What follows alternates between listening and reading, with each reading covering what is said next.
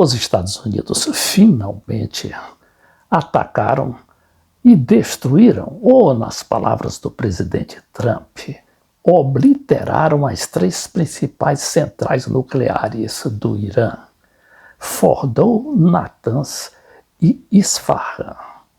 Os iranianos confirmaram os ataques, mas dizem que eles não foram suficientes para destruir aqueles aparatos, porque estavam bem abaixo da capacidade daqueles aviões B-2 dos Estados Unidos. E agora se pergunta, a guerra vai parar? As chuvas de drones e mísseis que estão todo dia, às vezes 3 ou 4 vezes ao dia, sendo disparadas sobre Israel.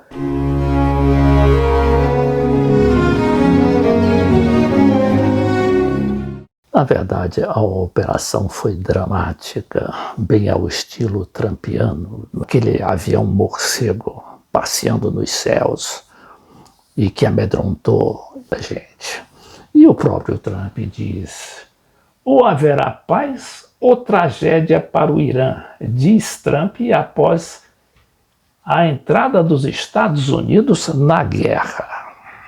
Eu prefiro me concentrar no que significam essas chuvas de drones e de mísseis sobre o Irã, que estão acontecendo e que não tendem a parar, porque o Irã, uns dizem que tem apenas 3.000 mísseis, mas não é bem assim a julgar pela reação do primeiro-ministro Netanyahu, que, segundo a repórter Sandra Coutinho da Globo disse ontem, ligou momentos antes da decisão de Trump, que estava reunido naquela sala de guerra da Casa Branca, e que logo depois foi feito o anúncio do ataque às 3 centrais nucleares.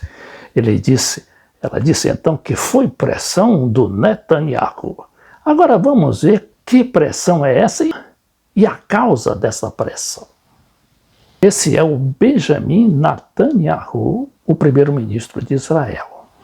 Ele está aqui visitando alguns locais atingidos justamente por esses mísseis do Irã.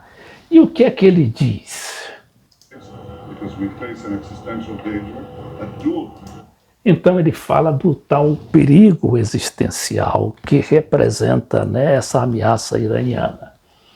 E explica melhor.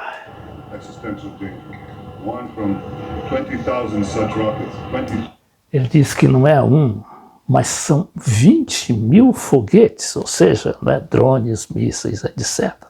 A imprensa está concentrada no número lá de no máximo 3.000, mas já o primeiro-ministro de Israel já fala em 20.000.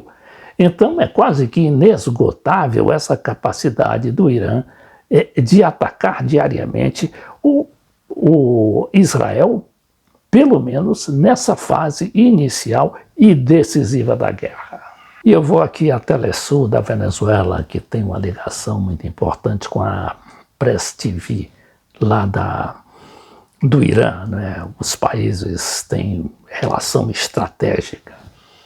Venezuela e Irã, um ajuda o outro. Então diz aqui que a Guarda Revolucionária do Irã, agora a guerra começou. O que é essa Guarda Revolucionária do Irã? É uma força de elite, é um poderoso braço militar e de segurança da República Islâmica.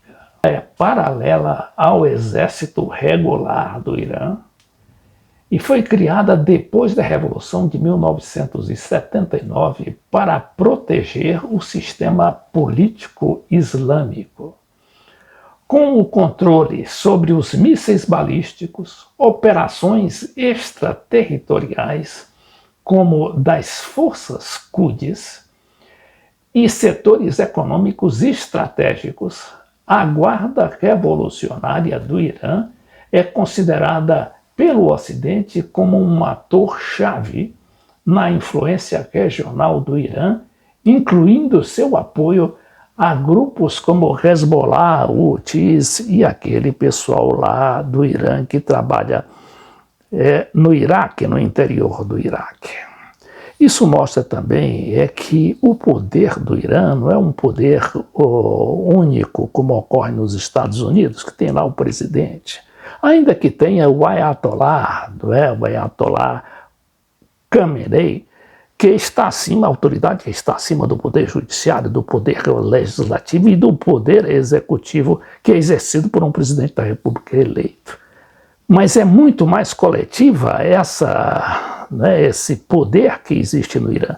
Tanto é que o Israel, nos primeiros momentos da guerra, no dia 13 de junho, eles mataram praticamente toda a liderança militar, inclusive da própria Guarda Revolucionária. Mas a Guarda Revolucionária não se sabe como, talvez por causa da eficiência de sua liderança coletiva, está aí atuando, inclusive dizendo, ameaçando a não parar a guerra enquanto Israel não deixar de atacar o Irã.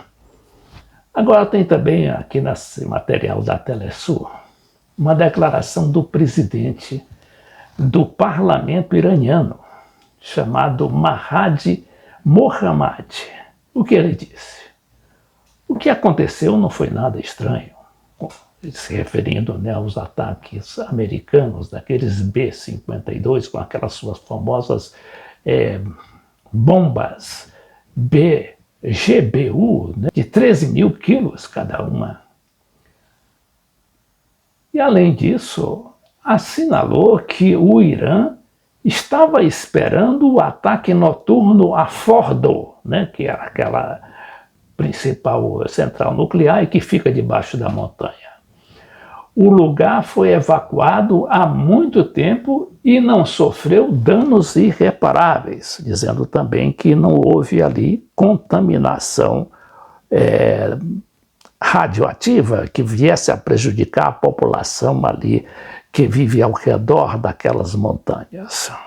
E a prova também de que esses ataques, essas chuvas de drones não vão parar, é que Israel decidiu novamente fechar o país, o espaço aéreo, porque há uma informação não confirmada de que o aeroporto de Ben Gurion, o aeroporto civil, também teria sido atacado por essas ondas de drones. Inclusive, teve aí um último drone, que é um drone suicida muito recente, e com alta tecnologia, que teria rompido as defesas do famoso Domo de Ferro lá de Israel. Então, aqui essa jornalista da TV Band indaga ao especialista nessas guerras, o professor Trevisan, Leonardo Trevisan, professor de Relações Internacionais da SPM.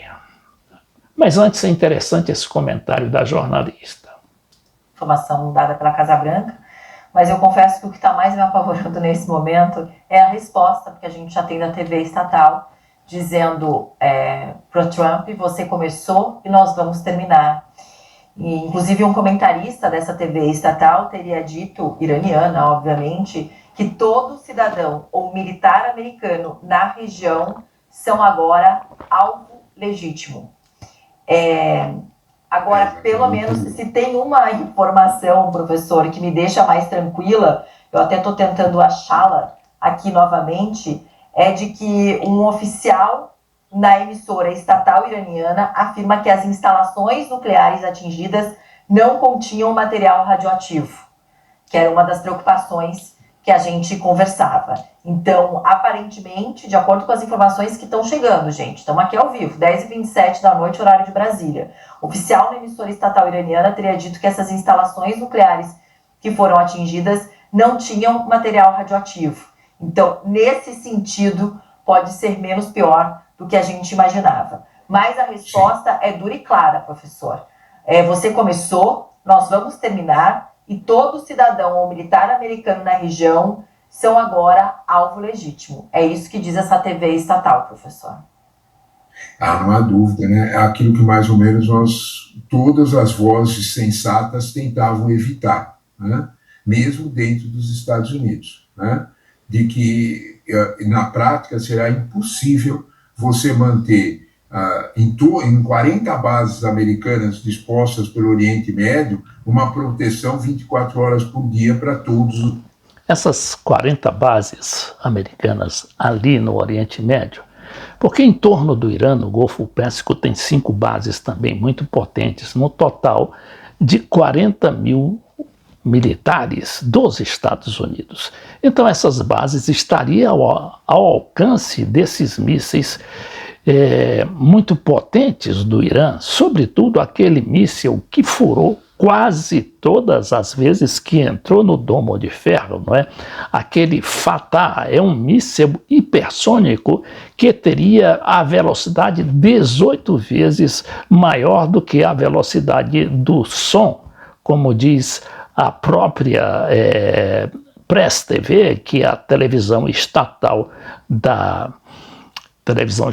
do Irã. A probabilidade de acontecer atentados e acontecer situações muito lamentáveis é bastante alta, Paula, sem dúvida nenhuma.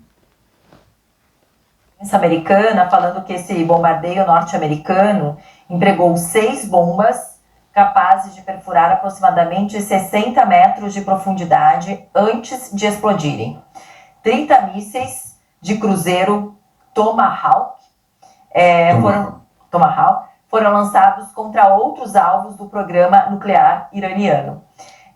Ainda assim, de acordo com a agência de notícias, Donald Trump teria declarado: eles precisam parar agora ou serão atacados novamente. O que a gente consegue ver, professor, ainda diz Trump que tivemos um grande sucesso essa noite.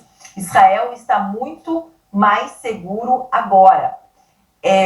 E realmente um oficial iraniano teria confirmado a uma agência de notícias que parte da usina de Fordow realmente foi atingida por esses bombardeios aéreos. Mas o que a gente vê nessas primeiras horas, parece que Donald Trump teria informado a mesma agência de notícias que não tem nenhum novo ataque planejado, mas se tivesse, por que ele declararia isso publicamente também, né, professor? Ele tinha dado 2 semanas e fez esse ataque hoje. Mas a gente vê os dois lados irredutíveis nesse primeiro momento. A TV estatal iraniana dizendo que o que Trump começou, eles mesmos vão terminar, e dizendo que não é mais um lugar seguro para americanos. Agora, né, no final dessa entrevista, o professor Trevisan, ele faz uma abordagem, não é, interessante, quando ele diz que a bomba atômica nunca foi a maior prioridade para o Irã.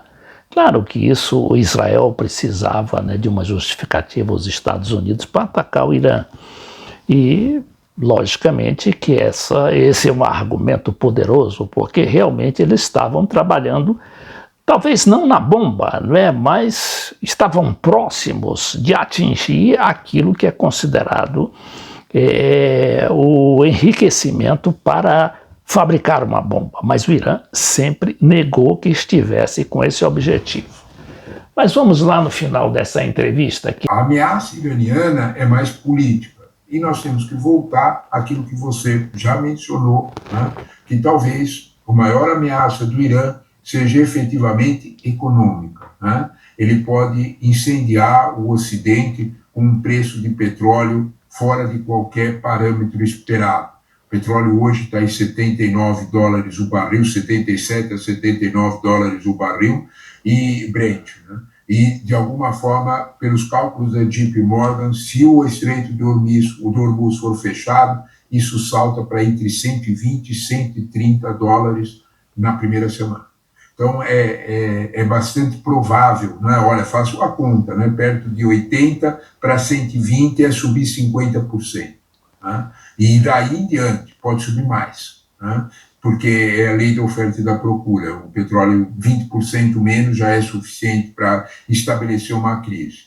É nesse contexto que talvez o Irã tenha que ser lembrado. Fora, né, a possibilidade óbvia de uma guerra civil no Irã e de grupos mais radicalizados alcançarem o poder. É possível isso? Né? Eu repito, o armamento nuclear não era a primeira ameaça do Irã.